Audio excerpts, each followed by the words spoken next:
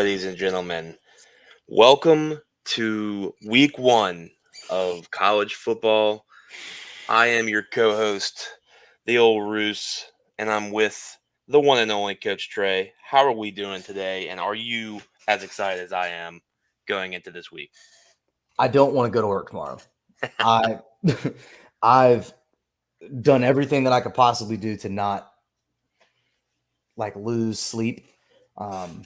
This is like the witching hour, which we've already got games tonight, which I know, but it's the same old thing every year, man. It's not going to be right until you wake up at 8 a.m. and you just see the Reese Davis bringing me in to the college game day. You know what I'm talking about? Where they pan out from the crowd. When it's 8 a.m. on Saturday morning, we are officially back, and I am unbelievably ready.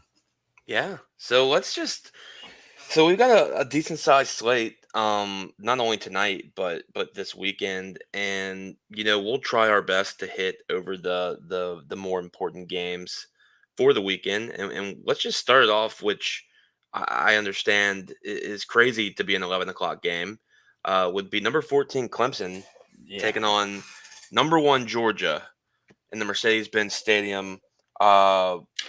What is your prediction for this game, just off the rip, from what you've seen in the offseason so far? I'm just gonna get right into it. Do we know if Etienne's gonna play? He's still questionable as of now. We don't know. He's been dealing with legal issues, should I say? Better. Right? Okay, better. That's way better. Better, way better. Apologize for that. Yeah. Yeah, I don't think he will be a problem. I think he'll play. That's my prediction. Okay. So I told you that I texted you this morning. I liked Georgia in the points, not because I don't think Clemson's good. They're not good, rather. But when we started this out, wow, I got a WD-40 that. When we talked about this weeks ago, man, I said that I liked Miami. And we'll get to this, later on in the show, that I think Miami is starting to get a little bit of this A&M treatment, I think, which I don't like. But again, we're on it. I liked Miami. I kind of even liked SMU a little bit. I wasn't feeling Clemson. The schedule didn't really work for me. But Dabo Swinney's obviously won this several times, and I think that he's more than capable of proving us wrong. I think the Jimmies and the Joes need to prove it for me. And again, we're giving you information based on what we have right now. So if I had to look at two teams today, I think Georgia should win and cover that game. But because I'm saying that, obviously I'm sure Clemson will take them to a 4-point game to the fourth. It's a 2-touchdown spread, by the way. 2-touchdown spread, 13.5 points. Okay, so it's not going to the full 14 yet. So Vegas is trying to keep you. They're trying to still make you take those points. Okay. Yeah, I think this is, I think we're going on two sides of the spectrum here. I think Clemson, I think they're a direct reflection of their coach. And what have we seen in the last couple of years from Dabo that has been an issue? Honestly, ever since the national championship game in 2019, he has failed to adapt to the times. He's just not a huge fan of this NIL system that's been progressively becoming along. He's acknowledged that. He's publicized that.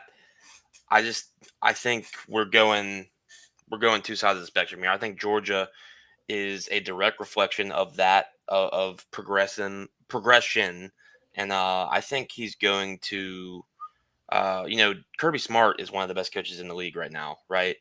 I think with Saban retiring, I think this is just going to be a play on the coaches, and I think the talent is the talent, right? Both teams are going to have good talent on the field. I think Kirby Smart is just so much better than Dabo Swinney at this point in time. So I agree with you. That's fair. I think it's going to be. I think they're going to line it up and run it right at him. I think you've seen this from Kirby for a couple of years now, in which, they know they can throw the ball. They want to get their athletes out in space, and they've got another freak tight end, by the way, this year. If you thought that it was going to stop with Brock, They're going to get their guys the ball in space, but if you go down the line and look at their line on both ends, man, they're trying to do what we have said is an archaic system, and where they're not going to run the ball and throw it 4 times a game for 77 yards, but they are going to establish it on the ground. So I like Georgia in the points, man. I would not be shocked to see this under hit. But I would take Georgia in the points. If you want to get weird and buy it to like 10, I think that probably puts you at probably 200 juice though. But if you can bet it in a state where you can get a prop point, I would bet whoever runs their ball to get 1 or maybe even 2 tutties. Yeah, no, I I agree with you there, and I think I've got Georgia money line as the anchor in basically every parlay that I've made this weekend. So What's it at right now for the money line for the people that minus haven't five looked? minus 500. So I am I'm a huge fan of making parlays. I think you need to have good foundations in what I call the anchor of the parlay, and I think minus 500 is a good price for this game for Georgia. I think it should be probably double that in my opinion.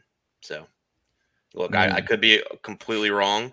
I could be overlooking Clemson. I just don't really have any fear that Georgia's going to lose this game.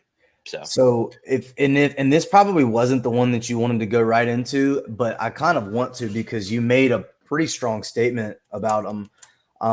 Penn State goes to Morgantown. I'm not really sure what that line was at because when I looked at it this morning before work, I didn't think that it was moving all that much, but I kind of want to look it up really quick. If you can find it before me, please do. -8, or what are you looking for? And what's the money line in the total?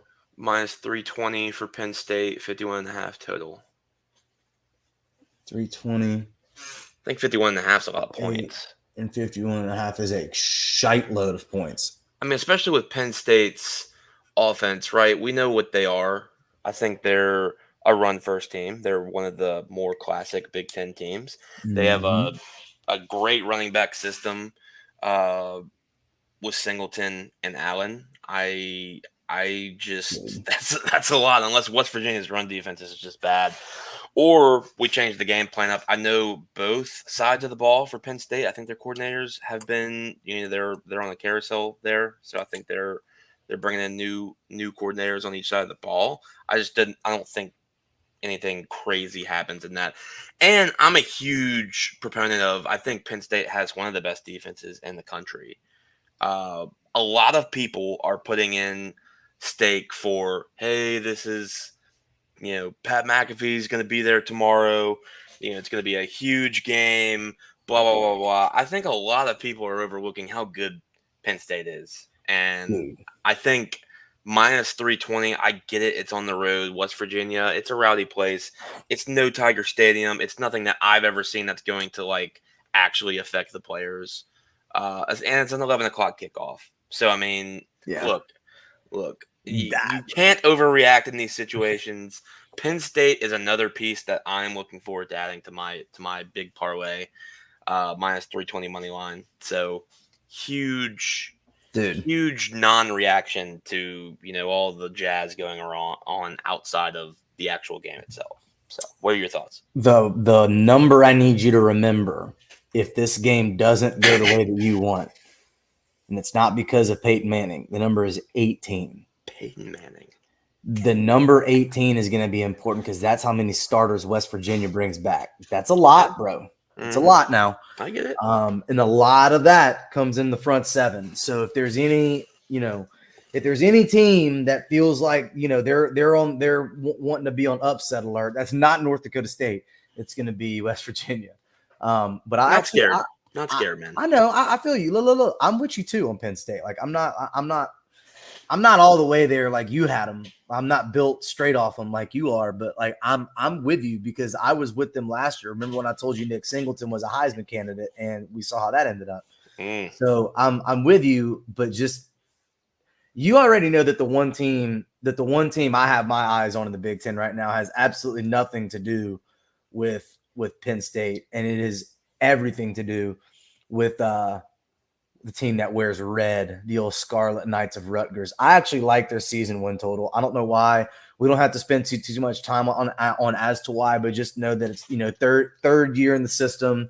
It's time. If it's not time, when is it going to be time? You're going to have a pretty interesting schedule for yourself. Considering the fact that you're going to make the California teams come to the crib. Rather you have to go to the Coliseum, but you're making UCLA come to you, and I'm just saying, there's a world where that game could get weird if Rutgers does their thing. I just like their win total. That's it. If you want to just lay a little coin, that's it. Always down with the trays. Come on now, good trays bets. Come on now, when they're futures. We'll be keeping an eye on those. Obviously, it's just been so hard in our state to get actual good futures down now that they changed the regulations in Louisiana. But we will do our best to accommodate that. But we're really going to focus on the season. I'm going to keep up with my picks at least. I'll give a few picks against the spread each week, and we'll keep up with that. I'm sure Trey would be down to do that as well. So yeah, keep on the lookout for that. We've discussed the two big 11 o'clock games. Just going through here. I think the next big game we can talk about, and look, we don't have to spend a lot of time on this. We talked on the phone about this yesterday, and that's South Dakota State heading to Stillwater to take on Oklahoma State, the 17th ranked team in the country. Dude, what am I missing? I'm in the same boat as you. So you look at this and you're like, okay, 17th ranked team, Oklahoma State, best running back in the country, and Ollie Gordon. I know South Dakota State's good. Don't get me wrong. They won the FCS last year. I get it. 9.5 points is the spread. It's crazy to me. This is another play that I like to put for my money line is Oklahoma State. I mean, I get it. I get South Dakota. The FCS, they're good, but there's a reason they're in the FCS, man. This is the 17th ranked team in the country with the best running back in the country. Like, what am I missing here? Is bad? Dude, I don't understand it. When you said it to me on the phone, I was crying laughing. For those of you that obviously weren't there on the phone call, I was driving to work. I was on my way down the bayou there, and I was in tears for like 5 miles because I couldn't stop laughing because Russo was trying to explain to me. He was like, I said, what's the spread? He goes, 9.5. I'm like, well, why? And he goes, I don't know. I'm telling you, bro, me and you are going to we're going to look at each other at the fourth quarter when the game is a field goal and be like, I guess we are. It's going to be another Vegas game where we just get our doors kicked, and I just know it's going to be. That's fine. But look, so I'm going through their schedule last year, right? They went undefeated. Very impressive. I mean, I don't think they had based on what I'm looking at, one or two one-possession games. Give me 1 second, Russo. Somebody's knocking at my door. I got to go get that. And I'll keep talking. They played 2 one-possession games, so they beat the brakes off of everyone they played. It's just Western Oregon, Montana State, Drake, North Dakota. These aren't good teams. And look, I don't know. Like I said, bookies are way smarter than I am. Odds makers are way smarter than I am. I agree with Trey. I think we'll be in one of those head scratcher situations where we're like, wow, why is this game so close so late on? So that right there is another one I feel comfortable adding to the parlay. They're minus 380 outright themselves. So that's 3 teams already that I like with Georgia, Penn State, and Oklahoma State. Just going through the schedule here. The next big game here is at 2:30 at the Swamp. Number 19 Miami going to take on the Florida Gators. Dude, this spread is going bonkers, by the way, and I apologize for that, y'all. I had one of those packages that you like have to sign for, or they like don't give it to you, and it was for work. So I apologize, even though it's literally 6:24, but whatever. Shout out to Big Doug 44, my boy Finesse, and Imagine 29. Murray State plus 50. Murray State plus Lock. 50. Lock. Look, I will say, Imagine has been hot. He has been hot. I'm riding with him until we crash and burn. Fall off the Yeah, tracks. we had a good weekend last weekend. A lot of it led by him. But so you brought it up, dude. That's a look. That is you're talking. Okay, let's pull it up. You're talking about so Miami plays at Florida. This game has gone as low as 2.5 right now on some sites. Do you think? Do you think that's going to be one of those games that comes down to like a turnover type of thing? Because here's how I look at it, and this is why I told you that when you asked me on the phone. This is another one that we talked about. I literally know that Miami is the better team. I just know that they are. But Florida's desperate, Anthony. Like, they are desperate. And I think the crowd's desperate. I think the coach is going to be desperate. I think the team is I'm telling you, bro, I think that stadium is going to be nasty. And I think that some weird crap can go down, and I would not be shocked to watch Florida win this game. Because remember, they did this to Utah to start the season a couple years ago, and we're like, oh, wait, is Florida here? And then they weren't. Yeah. But so I don't know, man. This is another one of those games that's trending like West Virginia, Penn State, where everyone is on the hype about this game being in the swamp. It's how are they gonna get past the Florida Gators, all this stuff. But then in the same sentiment, they're being like, oh well, Miami's gonna win the ACC. Like, I can easily see them winning the ACC. So like, it's just to me, both of those statements don't make sense to me. I think Billy Napier and the Gators aren't good. Now they're a bad SEC team. A bad SEC team can, definitely hang with anyone, right? In my opinion. But Cam Ward's no joke. I think a lot of people are sleeping on him. He was in the top 10 passing last year with Wazoo. And both, I would say both coaches are in the same, in the same area, right? I think they're both under the microscope. Yeah. Oh, dude. Both teams. Like, I mean, there's some talk. There's some talk that your boy that's got a residence in Middle Mississippi could be their next coach if things don't get right. And listen to me.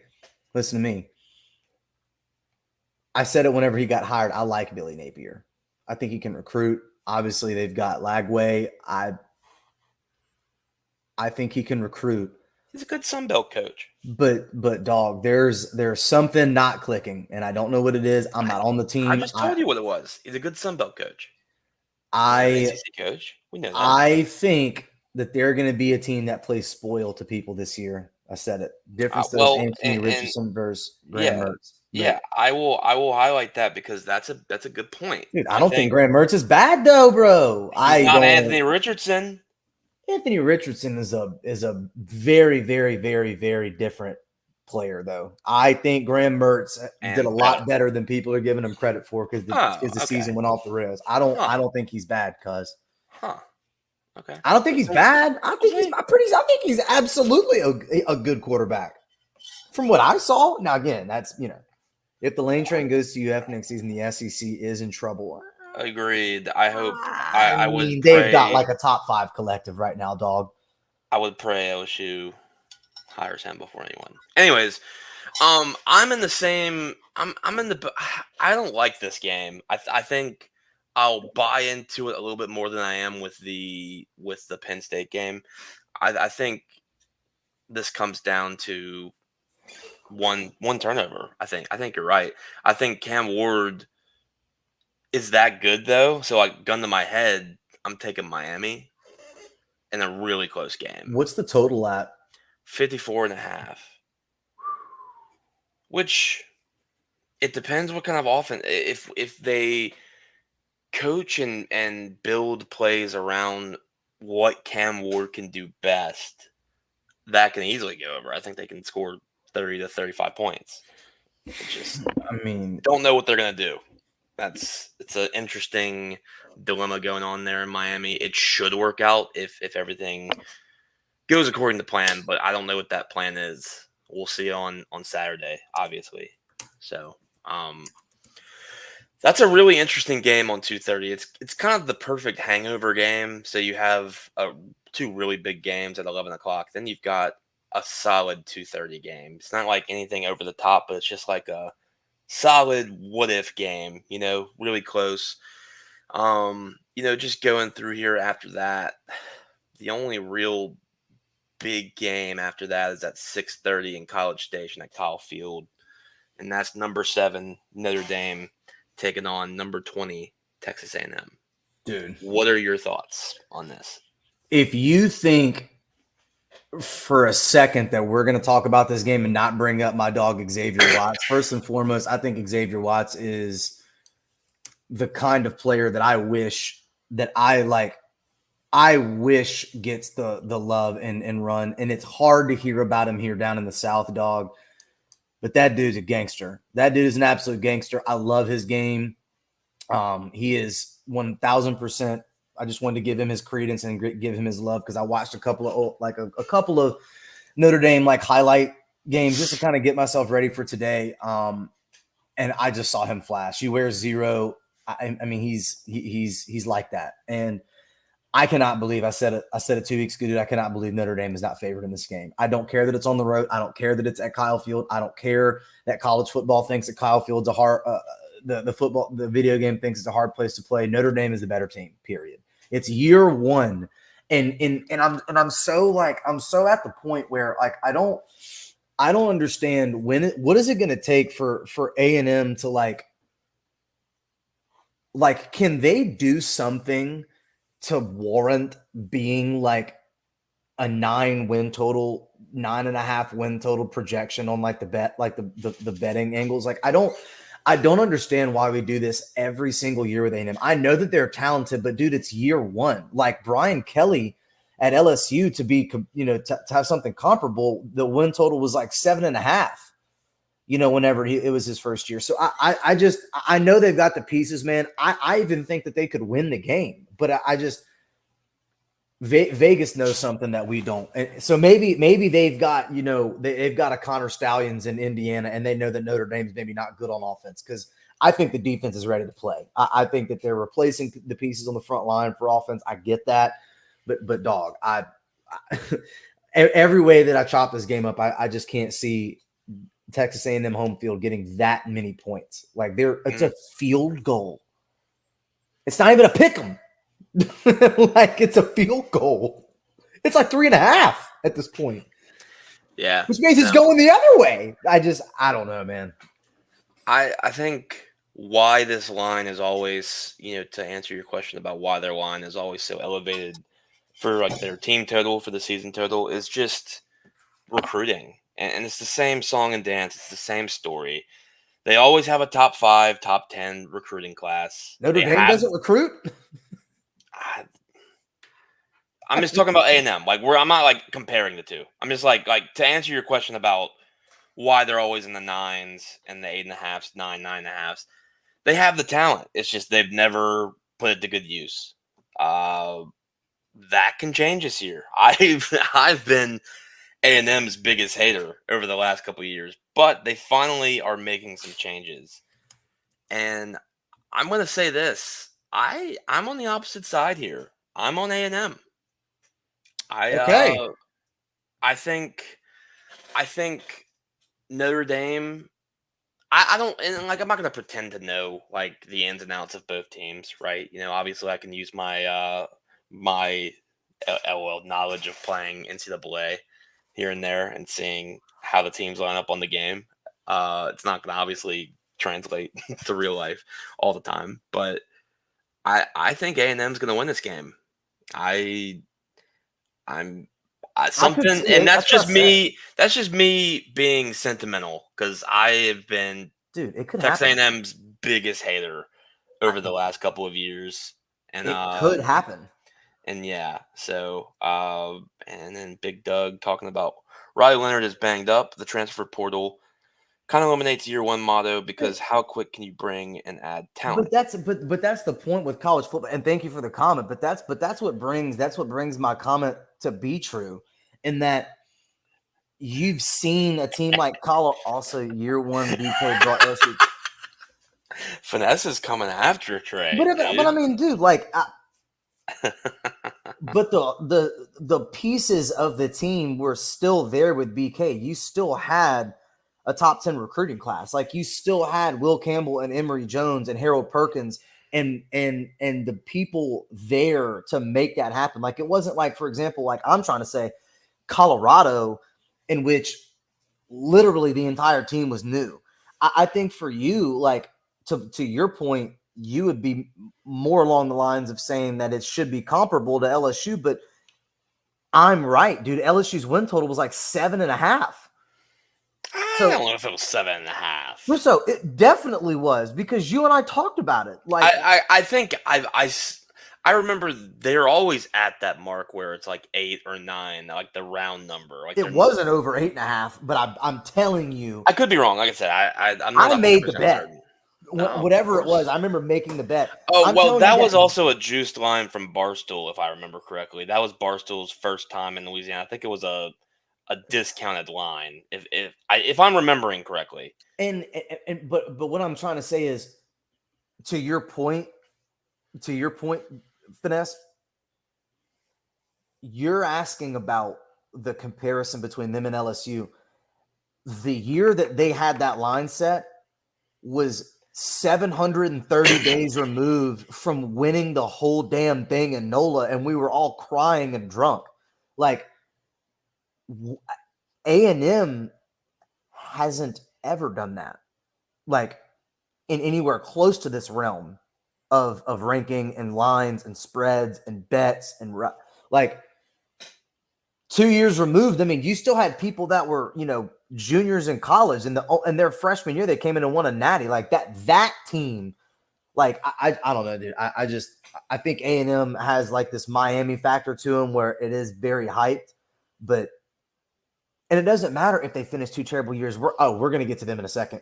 But it doesn't matter if they just finished 2 years in a row, because one of those years was COVID, and nobody even gives credence to the COVID season anymore. And that was because they replaced the whole thing with a new head coach. And yet again, you're proving my point, and that they brought in a new coach, and the number was 8 to Okay. get to, and Okay. A&M's is like 9. That's like they're getting the extra bump. That's what I'm saying. Trey's Like, correct. you would Trey's think correct. that it should be the other way, and I'm not saying they won't do it. Because remember, you're the one that hates on A&M. I'm the one that thinks that they'll probably win those games. So I don't know, man. I've just noticed this thing with A&M, that they get like these points, but Yeah. and I agree. I know, but I'm just Let's get Finesse in here one time, and let's y'all should just debate. he's on my side, That'd be dude. fun. You're the one that hates A&M, not me. Look, I'm not like I'm not. I prefaced it with saying I have no idea about the ins and outs of both of those teams. Moving on to the most important game Oh God, of here we go. The of the most of the important. slate of the season of the year right now, and Did you bet on that's it? Don't lie. I have not yet. I'm not doing it. I will say this. I think 4.5's a lot. I agree. Jesus. This should be probably at most 2.5. Obviously, there's going to be more bias, and I am more level-headed than most LSU fans, to being realistic. But what are your thoughts? Let's just break this game down. Let's spend about 10 to 15 minutes on it, and let's just start. So what do you think needs to happen for LSU to win this game? I mean, there's so many ways you can take that, man. But like, I mean, everyone wants to point to the defense, right? Because that's what kept you from really and truthfully being a contender last year was your defense. And so I think if you're going to look at this game in two sums, you look at it on the offensive side and you look at it on the defensive side. The offensive side, you lose the best player in college football from a year ago, and you lose arguably two of the top three receivers in the league. I mean, there's nothing that points to you're going to be the number one offense in the nation again. But can you be top 10? Can you be top 20? Can you be top 30? Can you do that? And can the defense be good enough? You were literally the worst defense in program history. Sorry. Like I'm not trying to like fire anybody up or anything, but you were literally and statistically the worst defense in LSU history. And can you just not be that? Is that fair? Very fair. I think that's probably the most important thing to look forward to that's really unknown, right? Obviously, both of these teams are in similar situations, both replacing Heisman quarterbacks. Both have great coaches. It just comes down to, and both defenses last year were suspect. I just think this comes down to really, is LSU going to replicate what happened last year? Are they going to be someone else, or is it going to be the same shit? I mean, yeah, man. And honestly, you can even bring this back. You can even bring this back to years, just because he brought it up. Like, if you're an LSU fan, or if you're just an LSU player in general, think back to what 2019 was for you. But sorry to admit that it was 5 years ago. So the first thing that happens is the COVID year. And you start the game with Mississippi State, where KJ Costello throws a measly 623 on your ass. And now all of a sudden, everybody in the state of Louisiana is like, what the hell just happened? Is Mississippi State going to win the national championship? Like, it was hard for us to fathom that we sucked. And so you then fast forward to UCLA, where you just have an absolute bloodletting of, the Sissy Blue, whatever the case, and Dorian Thompson-Robinson runs right up your donkey, and you go to California to get beat. And then 2 years straight in a row of making the comeback to Florida State, and then you lose because you block out, not in, on a point after, where you and I were together for it. You leave the house, didn't even want to watch it. It was that bad. And then last year, I go to a game, and with 2 minutes left in the third, you're winning the game. People look at the final score of last year's game and, oh, it was an ass whipping. No, it wasn't. Like, until Malik slipped and the pick happened, 2 minutes left in the third, and the game was neck and neck. And then they pulled away and they punched you in the mouth. If I'm LSU, to answer your question, this is my message. And I'm not Brian Kelly. I'm not those boys. I'm not here to tell you what should or shouldn't happen. Oh, no. This is my opinion. If you want to win this game, you go out the first play, you look at Will Campbell in the huddle, and you say, big dog, it's on you. And you run it right after his ass. You line up, you run the ball. Run that ball. Why? Why do we run the ball, Anthony? Why? Answer the question. Why? Because he's the best offensive tackle in the league. Run the ball to show that you've got balls. Run the ball to show everybody, and if you're an LSU fan, run the ball so that we can finally stop hearing about we're playing pity pat. Take it from the first snap and run that bitch. That's what you do. If you want to win the game. If you want to win the game, whenever there's a passing down and it's obvious, let's run man and say, you know what, cuz? We're running man, bump and run, and we're sending the house. Pert, you've got the green dot. We're going to talk to you in the mic, and we're sending you. That's what you do if you want to win the game. If you want to win the game, look at every single person in the stadium in a few weeks when we get Ole Miss in the house, and you want that game to sell out. Be undefeated. how do you be undefeated? Go out and establish your dominance and stop playing this relaxed zone soft shit. That's what you do to win the game. I'm sick and tired of hearing about the SEC is falling back and is the people. No. Just because the SEC figured out how to throw the ball doesn't mean that we don't know how to run it. Run that ball. That's how you win. Wow. That was a lot, Coach. I've never seen you get that. I feel like I need a cigarette. Look, I agree, and I think every Tigers fan agrees with you. I think one, they've got to win this game, right? I mean, it's since 2019 we haven't won an opening game, right? Is that correct? I'm pretty sure that's correct. But dude, since Joey B and the boys haven't Yeah. won an opening game. Yeah, so that's that, and there's no excuses now, in my opinion. So I would say with Florida State, they played a week 0 game both times, and UCLA did as well. So I think that's a huge advantage that was very much overlooked Maybe the last couple of years, because they had the game. Like, they didn't have to like cover a spread of 50. Who cares? They got reps in, and it definitely showed in all 3 games. I don't think it was very close. As far as the UCLA game, I think there was a report. Correct me if I'm wrong, but there was a report that they showed up and they're like, "Oh shit, like we don't have it." Like, I don't know. Like, do you remember that?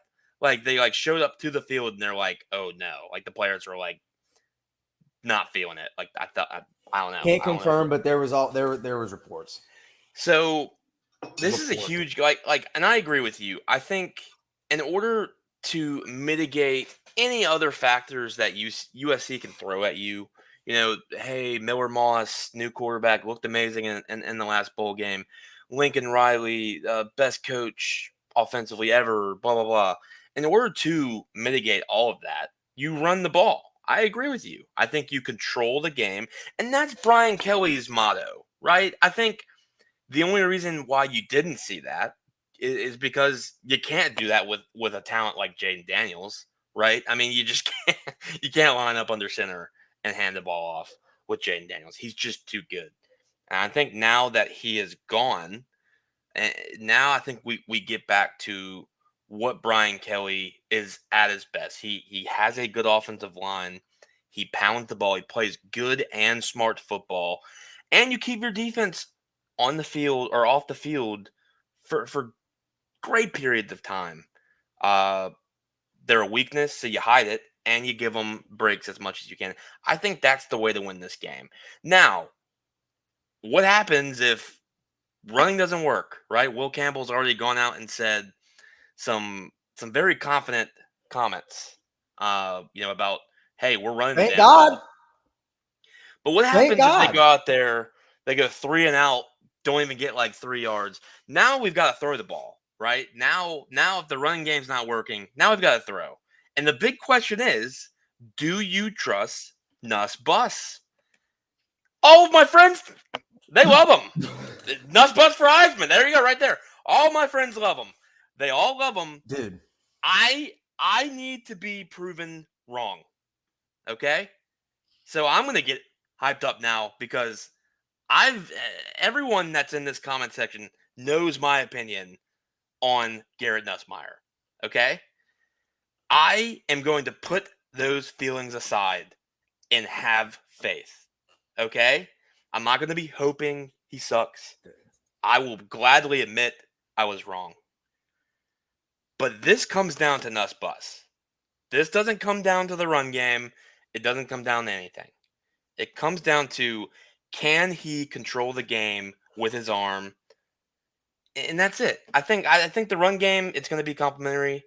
I think it'll be good. I just think it comes down to, can Nuss Bus be the man? I hope he proves me wrong. If I swear to G, if If they abandon the run and just air it out for 4 quarters, I'm not going to be alive for our next episode. I think you'll see a If balance. You'll see a Anthony, balance. You'll see a balance. when you start the game, you look at Will Campbell in the ocular stems and you say, if I'm not going to Emory, we're running it right after you're behind.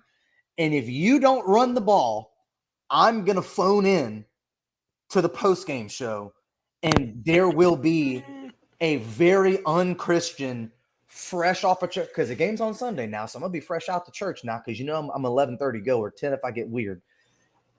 I'm gonna ruin my church session if we don't run the ball too. Because this is where I'm gonna be done. I promise to God I'm gonna be done.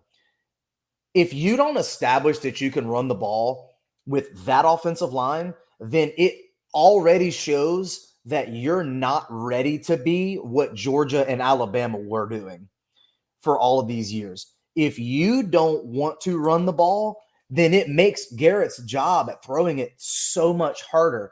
And let me let you in on the secret, dog. Just because you don't have Malik and BTJ doesn't mean you don't have weapons. Big dog, I gotta break something to you. He's gonna wear number 4. Dude, if you're not looking at the number, you're gonna forget that he's also big, tall, and fast. CJ Daniels is a player. Okay. Can he do it at the SEC level? You and I are going to find out together. Are we going to act like Kyron Lacey's not hungry? Are we going to act like, Aaron Anderson's not hungry? I mean, we Zay Thomas, cause there's options, there's weapons. Garrett just needs to play within the system that Sloan and Cortez want him to do. But that becomes infinitely harder if you don't run the ball. And if you can't run the ball on USC and you lose this game, you're losing 4 games, period, minimum. Mm-hmm. You will not win 9 games if you can't run the ball on USC. Final prediction. And by the way, I think that this game is way too overblown. I think USC can absolutely win the game because I think Miller Moss is good. And I think that USC is good. I think Danton Lynn was the coordinator that everybody wanted, and they are lucky to have gotten him because he has proven that he could do it. But has Lincoln Riley proved that he can have a good defense? That I don't know. If you're making me choose today, I like it to be a field goal game for the Bayou if I had to pick, but I could not be more uncertain of how this game is going to go because we literally don't know how to pick any other way than what we know. And it's hard for us to live here and see the practice film. And then Lincoln has given no access to their media. We have almost no idea what we're looking at. So I don't even know how to judge them based on how they looked at the end of the year. And I just feel like if you made me pick, that's what I'm going to pick, but I'm not betting on it. I'm not doing it. Not doing it. Nope. And we're going to be 10 feet on the other side of this wall watching it together, by the way. About to say, I will be with my fellow companion watching that game, probably not sober, probably on the verge of tears. 0 chance of sobriety in this house. And we're not going anywhere, by the way. We're not going anywhere. We're Ubering. I'm staying here. He is Ubering. Yeah. So, gun to my head, I'm not going to pick a winner. I will tell you. Oh, you made me do it. I'll start quickly and say I think the under is going to hit. Ooh, you took the words out of my mouth. Geez. I think the under is going to hit. Out of my mouth. I think it's highly inflated. Wow. It's highly inflated.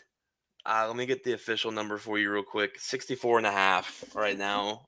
Son, I'm telling you, when this line came out, you and I were on the comms together and said, slam that over. And now we've come complete 180. Yeah. 180. Wow. So I'm going under. Okay.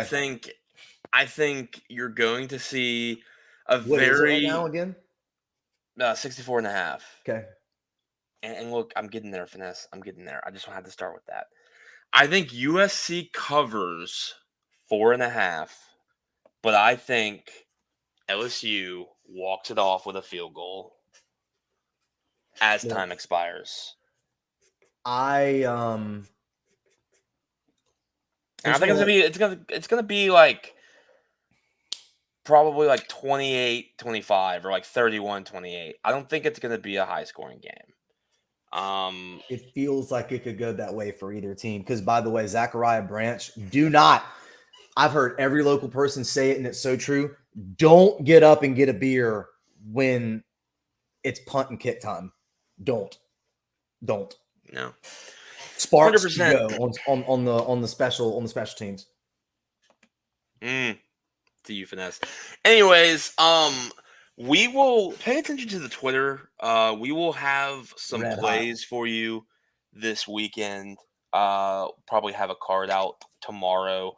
And stay tuned for the feature player prop parlay that you can follow and cheer us on for the LSU game.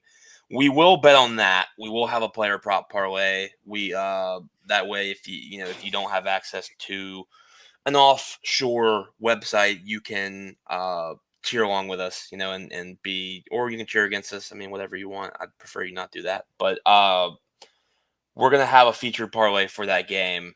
And we're going to try not to pick too many USC players. That way we don't have to cheer for them at all. That's it.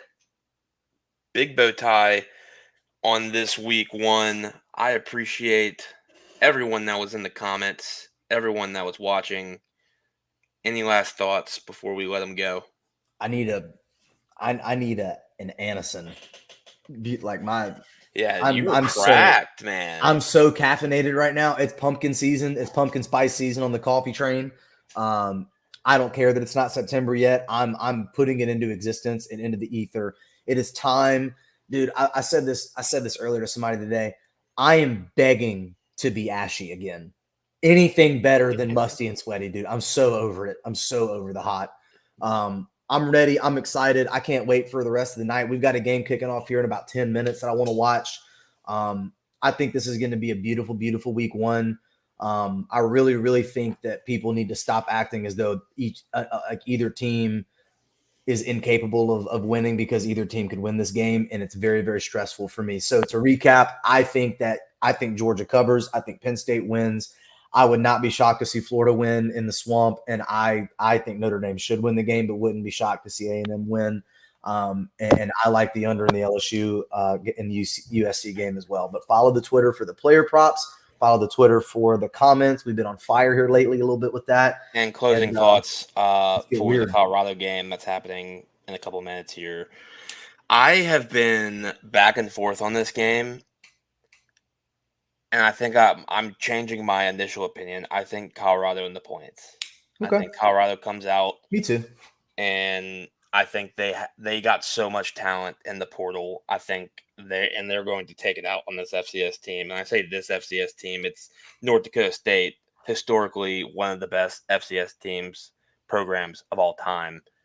I think they're going downward now in the last couple of years. I think they take out their frustration, all the stuff going on in the media. I take Colorado in the points, and it's only 9.5, I believe. Maybe it's 10 now. So if you want to go throw some cash on that, go do it. So, and that's it for us. I hope everyone has a wonderful weekend, and go Tigers. Let's get active.